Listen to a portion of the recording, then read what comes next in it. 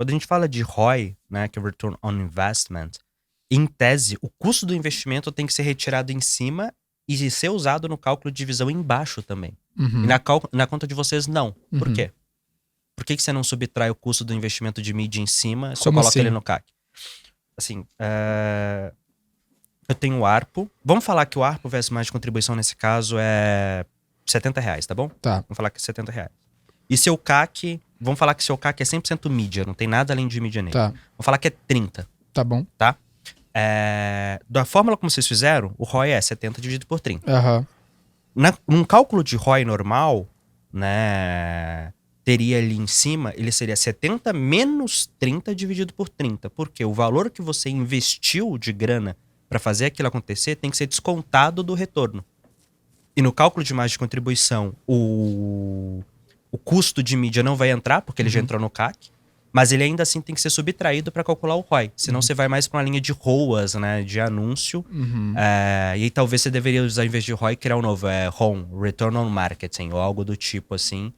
Para calcular. Né? É que o ROAS é só de anúncio. Né? Aqui na V4, basicamente, seu foco é só anúncio. Mas assim, isso é uma coisa que eu também queria entender. Porque, tecnicamente falando, o quanto que eu gastei, eu tenho que tirar para eu saber quanto realmente voltou.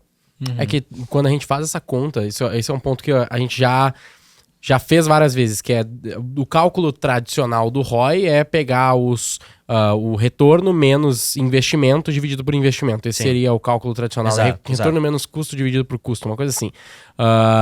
Na prática, quando tu faz esse cálculo menos custo dividido por custo ou retorno dividido por custo sem subtrair, a diferença do ROI, que ele é um número, né, de X vezes sobre investimento, ele é só É só uma vez.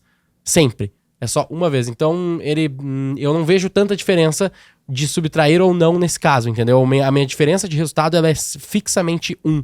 Quando eu faço ou não a subtração desse custo no cálculo. Porque você tá dividindo a mesma coisa. Mesma coisa sempre vai dar 1. É tipo assim, ou é ROI 10 ou ROI 9. Meio whatever. É que na verdade você que eu considero assim, né? Considero assim, ó, se eu... A gente já teve essa discussão há bastante tempo atrás, eu lembro. Que, tipo assim, a minha lógica é... Hoje, na V4, esse cálculo, ele não faz a subtração. E a gente escolhe não fazer a subtração, pois aquele dinheiro que eu investi pra trazer esse resultado, ele retornou, certo? Se for 1, né? Oi? Se o CAC for maior, digamos, for menor que a mais contribuição, vai dar 1. Eu não diminuir o que ele tá falando, não de tirar esse custo do resultado, eu estou assumindo que esse dinheiro voltou e se eu parar aqui, eu retornei esse dinheiro e tá tudo bem. Sacou? Essa pelo menos é a minha lógica. É por isso que a gente escolhe não fazer a subtração do ROI do custo, do investimento. A gente não faz a subtração do custo que a gente teve sobre o retorno, entendeu? O retorno. E aí já entra voltou, porque esse dinheiro voltou. A gente usou, mas ele voltou no resultado, só entendeu? Que aí minha dúvida pra você. Todo mundo tem clareza disso? A gente... Porque vem... Não, vamos lá. Todo mundo do planeta não, ok? Que é uma coisa interna, né? Mas gente, assim, eventualmente dentro do seu time, dentro dos seus clientes que eles estão olhando.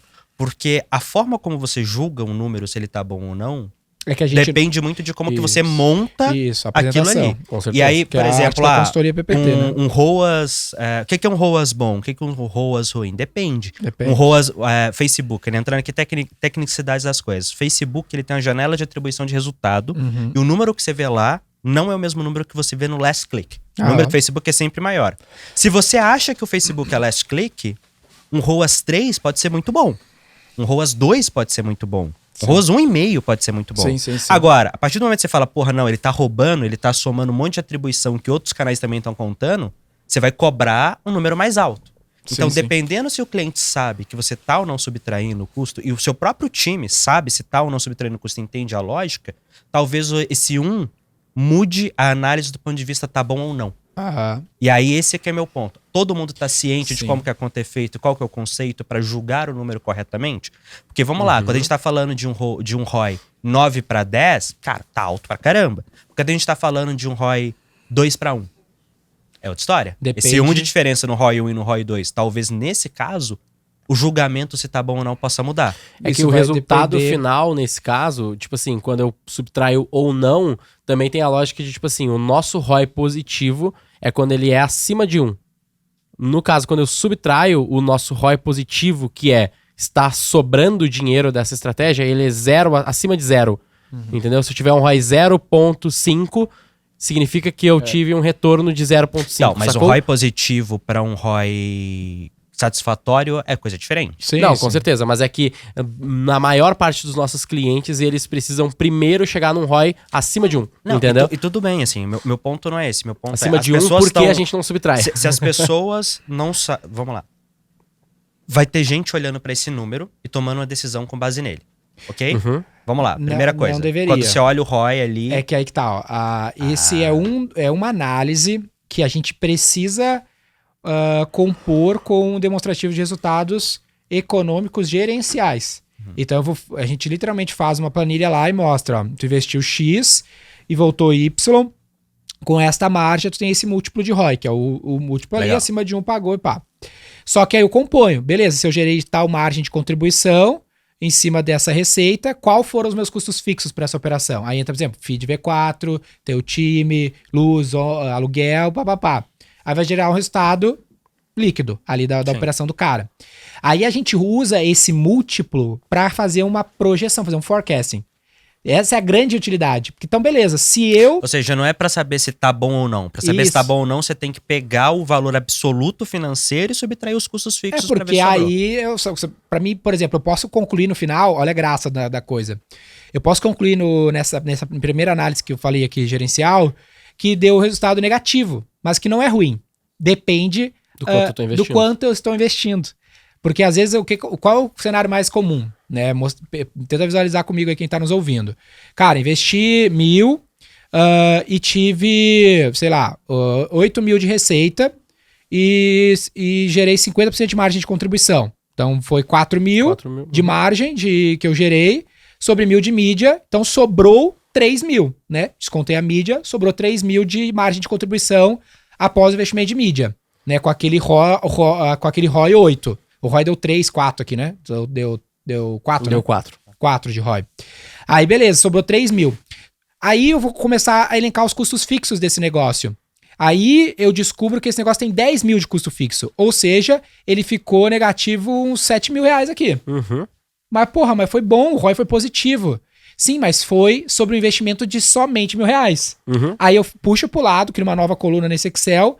Tá, e se eu tivesse investido 10.000 e tivesse tido 30% menos ROI, como que seria o E resultado? mantido o mesmo custo fixo final. Teria um resultado líquido muito menos, não muito menos pior, mas muito melhor, né? Teria sido super positivo. O resultado, dinheiro no bolso no final teria sido melhor. Então, o ROI, no fim das contas, serve para medir a eficiência do marketing. Que, inclusive, Mas ele não é a resposta final do business. inclusive, ouçam o podcast que a gente gravou sobre escala versus rentabilidade, que a gente fala mais sobre isso aí, que tem uma diferença grande entre ter uma rentabilidade alta e ter uma escala grande, né? Cara, a grande maioria dos business...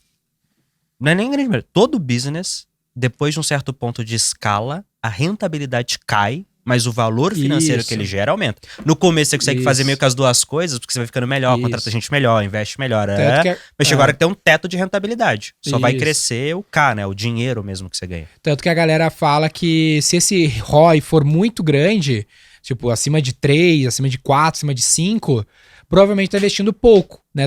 Porque se tu investisse mais, tivesse o ROI menor, o teu resultado líquido seria maior, porque é um múltiplo sobre um investimento muito maior. Na prática, investi 1.000 e tive um ROI 10. Pô, gerei lá 9.000 de margem, 10.000 reais de margem. Beleza.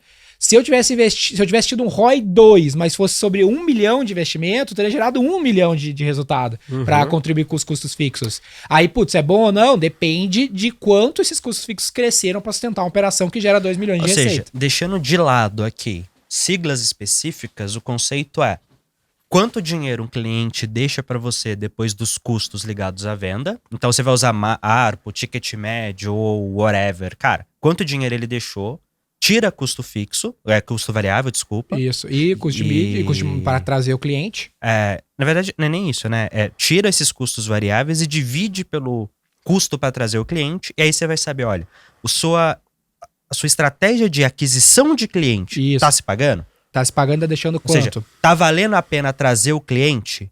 Só que depois disso, para saber se A operação pro foi negócio eficiente. como um todo, você tem que ir lá e colocar os custos fixos. Aí então, no DRE salário, gerencial, no estrutura. forecasting, projetar. Perfeito.